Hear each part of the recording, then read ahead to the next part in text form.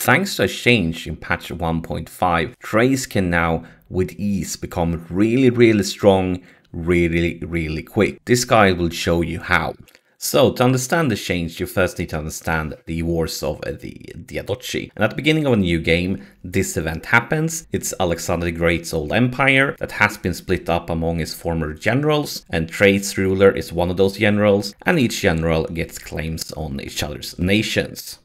Before patch 1.5, Thrace's starting position was like this. They started as allies to Macedon, which meant that their involvement in the big war that always happened in the beginning of Imperator Rome was kind of controlled by Macedon. We got pulled in when they got pulled in. And this all changed with patch 1.5.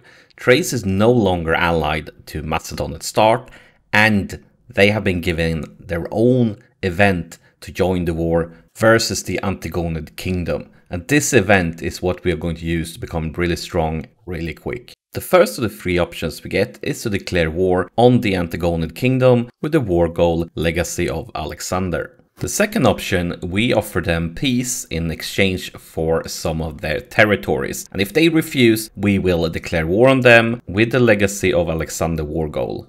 The third and final option, we are stronger in peace, is what it sounds like. We're not going to war, we're going to stay out of it, and our leader will get the content trait. Now the option of interest for us is the middle one, fetch the scribes. We're going to demand land from them to stay out of the war. I'm not sure exactly how large the success chance is, but I played through this part 5 times, and they accepted the demands 4 of those times. And the amount of land you get is actually huge considering you didn't fight them at all. And actually, you're actually going to see at the end of this video, I got more land from this deal than any of the other former generals of Alexander gets out from any of their wars against the Antigonid Kingdom. And I didn't even get any aggressive expansion at all.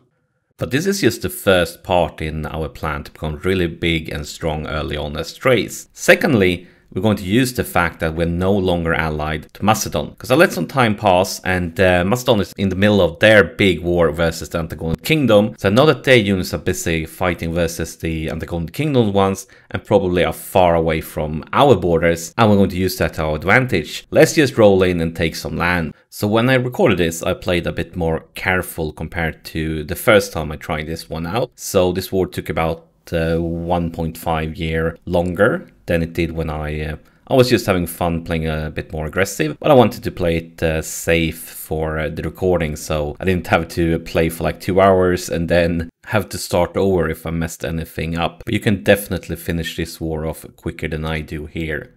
For this video, I decided to not go for everything, but with the Legacy of Alexander war goal, taking provinces gets really cheap, and I wouldn't be surprised if you could take all of Macedon in one war. And there we have it, almost at the date, exactly 8 years since the start, and we are a much larger and stronger Thrace. But let's actually compare how far we have gotten compared to other nations. We're not only the Diadochi that have been fighting. Even before our war started, the Seleukid Empire and the Antigonid Kingdom started their war, and also Egypt and the Antigonid Kingdom started their war. And as you can tell, while we are taking this huge chunk of land, their war is still going on. Look at this. Antigonid Kingdom has occupied some stuff, Seleukid Empire some stuff, Egypt is fighting here, kind of. Actually not, they've been occupied a bit.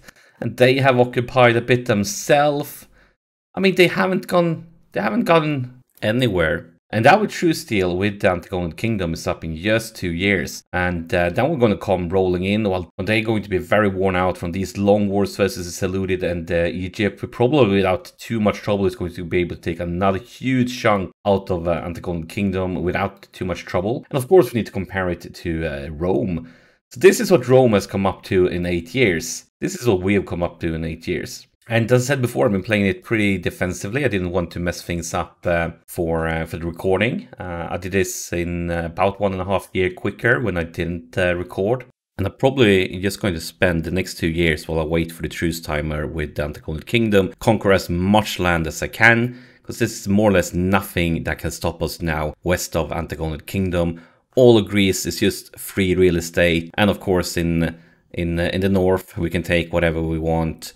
And we could also even go over to Italy and start conquer land there very soon and without too much trouble. So that's how, with the patch 1.5, you really easy and really quickly can become a very strong as Thrace. If you found this guide helpful, and if you enjoy this type of content, I would be very grateful if you press that like button, because that helps me out. And of course, if you're new to the channel and wants more of this type of content, make sure to subscribe. Thank you for watching.